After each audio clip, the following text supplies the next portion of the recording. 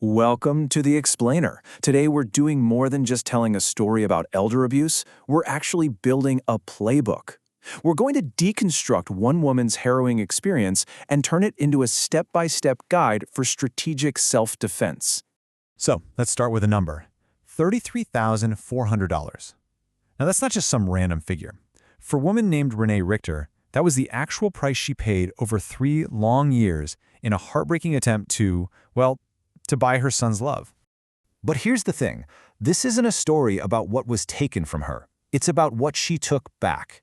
This is the procedural map, the step-by-step of how Renate transformed herself from a victim of financial abuse into the architect of her own liberation.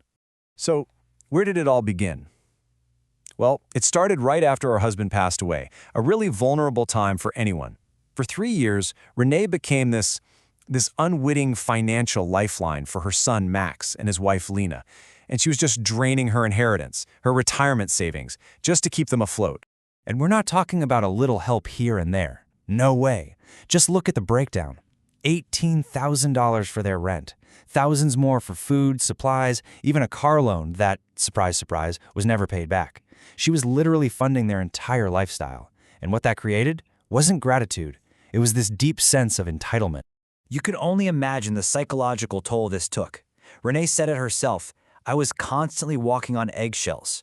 Her entire sense of self-worth got tangled up with her bank account. She was basically conditioned to believe that love was something you had to pay for.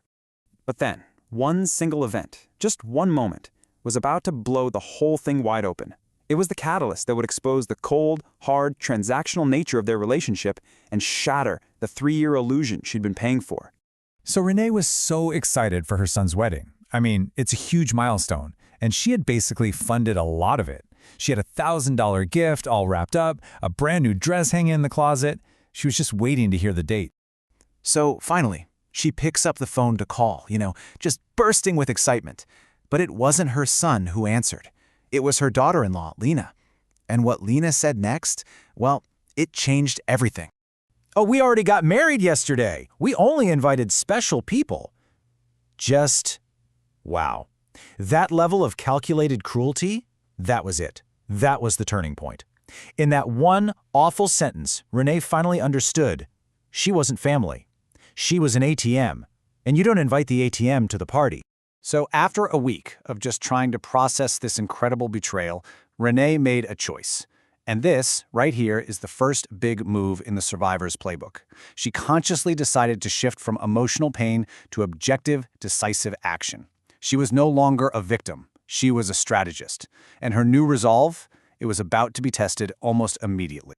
And it didn't take long. Just 1 week later, the phone rings. It's Lena, and she's in a total panic. She wasn't calling to apologize, oh no.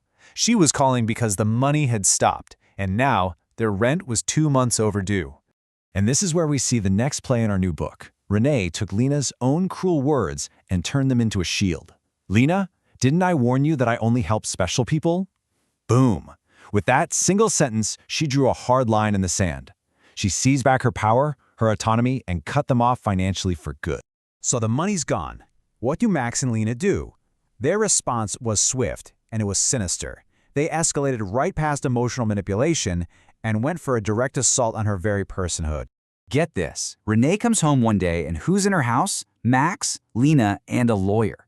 They'd used an old key to just let themselves in, and they weren't there to talk or to apologize. They were staging a legal ambush. They actually handed her a power of attorney document, telling her to sign it for her own safety. Of course Renate refused. She threw them out of her house, and that's when her own son hit her with the ultimate emotional threat.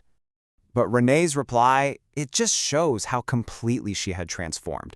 "I am already alone. The difference is that now it's by my own choice, not by your neglect." She wasn't just accepting her reality anymore. She was owning it. She was choosing loneliness on her terms over the fake care they were offering. Okay, so that failed ambush made one thing crystal clear. This was way beyond a family squabble now.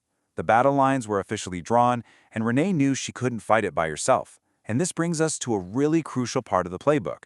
You don't go it alone, you build an army. And she moved fast. Her first actions were incredibly decisive. First, she hired an attorney who specializes in elder rights, and that lawyer immediately told her, yes, this is textbook elder financial abuse, and by the way, it's a federal crime. Then, she secured her home, new locks, cameras, and she started building a real support network of friends and allies who could be objective. And this is such a key rule in this kind of fight. You have to control the narrative with cold, hard facts. So when Max and Lena reported her to senior services, what did they do? They tried to twist the story. They said her new cameras were a sign of paranoia and mental confusion. But her lawyer just laid out the entire financial history, and the social workers saw the truth immediately. The cameras weren't paranoia, they were preventative documentation. The case against her was closed, right there on the spot. So, they failed with social services. You'd think they'd stop, right? Nope. Max and Lena doubled down. They filed a formal lawsuit to have Max assigned as her legal guardian. This was it. This was going to force a final, dramatic showdown in a courtroom. So, picture the courtroom. Lena's on the stand, playing the part of the devoted, worried daughter-in-law. But Renate's attorney was ready. He completely dismantled her entire performance with one single, devastating question. A question that exposed their real motive for everyone to see. The entire courtroom just waits. And what was Lena's answer? Nothing. Absolute silence. She could not name a single time, not one, that she had called her mother-in-law just to see how she was doing without asking for money. Because that kind of call, a moment of real connection, it never happened. Her whole act just collapsed in that silence. The judge's verdict was, in a word, total vindication. The guardianship request, denied. The court officially confirmed that Renate was in full possession of her faculties. And, most importantly, the judge stated for the record that the lawsuit was motivated by financial interests, not genuine concern. Renate had won.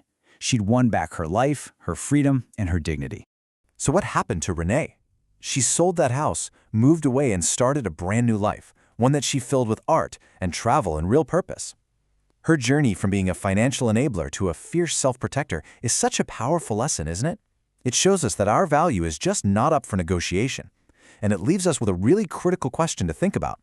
When abuse shifts from passive manipulation to an all-out legal attack, how fast do you need to pivot from emotional pain to a strategic self-protective plan? Because as Renate's story shows, it's not just an option, it's an absolute necessity.